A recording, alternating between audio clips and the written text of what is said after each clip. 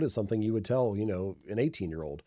Um, I think it mostly comes down to focusing on getting started and being consistent. So I always encourage people to start with in the book, I talk about the 2-minute rule. Take whatever habit you're trying to build and you scale it down to something that takes 2 minutes or less to do. So read 30 books a year, it becomes read one page, or do yoga 4 days a week, becomes take out my yoga mat. And the real key there is that you're encouraging yourself to start small because you want to master the art of showing up. You want to become the type of person that does it consistently. There's that quote from Ed Lattimore where he says the heaviest weight at the gym is the front door.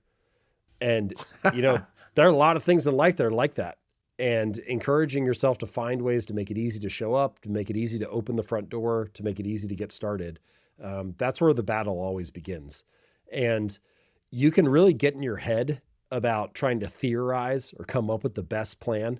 I mean, we all do this. We want to come up with the best sales strategy or the perfect diet plan, the ideal business strategy.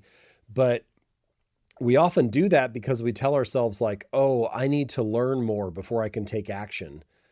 But the truth is, the best way to learn is often by taking action. The best way to learn is by getting in the arena a little bit, get started, gain a little bit of a foothold, try a few things out, see what works for you, and then improve and update and iterate from there. And so the 2-minute rule kind of pushes back on that perfectionist tendency, gets you to master the art of showing up and start to get some results.